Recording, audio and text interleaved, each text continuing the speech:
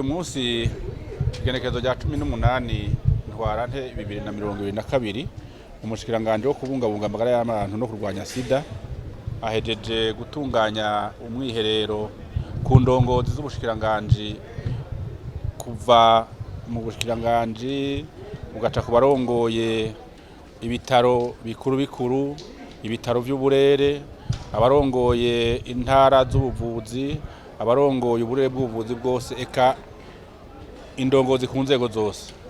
Iyi nama rero yari ikorabira hamwe ishirwa mu ngiro ry'imigambi mikuru yo mu gisata cyo kubungabunga amagara y'abantu cane ishirwa mu ngiro ryayo. Iyo nayo tukayivoma cane mu ntumbero yatanzwe na nyene cyubahiro umukuru w'igihugu cyacu cy'u Burundi aho yimikwa mu mabanga, tukabikura kandi mu mugambi w'igihugu w'iterambere uva mu 2018 gushika ku 2027 hamwe n'umugambi w'amagara y'abantu wo kuva 2021 gushika 2027.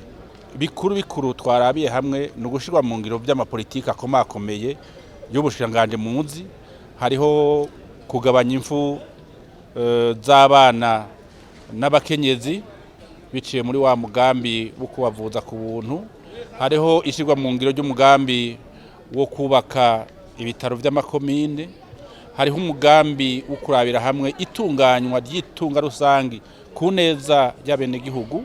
Twarabiye hamwe kandi ivyerekeye ibiharuro fatiro mu gutunganya imigambi ingene bitangwa. Ikindi kintu cashitsweko ni ingene ikigo Kamebu cobandanya umugambi catanguye wo gushikiriza umuti uburere bw'ubuvuzi kugira ngo umwene gihugu wese awukeneye awuronke hafi kandi ari umuti ufise akanovera utononekariye mu kayira kubera utatwawe neza.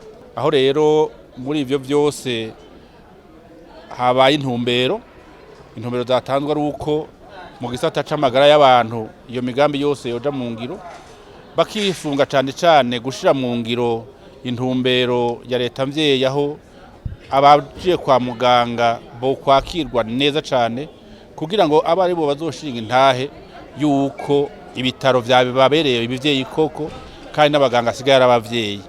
Hanyuma habaye kandi no kurabira hamwe utugorane turi mu bisata bimwe bakaboko hamwe bibonekeza aho intumbero zitanze ko bategezwa gusubiza mu maguru masha ubwo buryo kugira ngo mu mwiherero ukwirikira mu mezi 2 canke 3 tuzorabire hamwe ingene vyagenze kugira ngo uburyo bwose bwinjira mu ivuriro ntihagire ikibukomakoma bubungabungwe neza. Izi ndongozi rero zasabwe kubungabunga itunga ry'igihugu, kurikiza amategeko na cane no mu vyerekeye gutunganya ingene abakozi bakora yuko bo bitunganya mu buryo bisunga amategeko agakwirikiza bitarinze guca mu zindi nzira.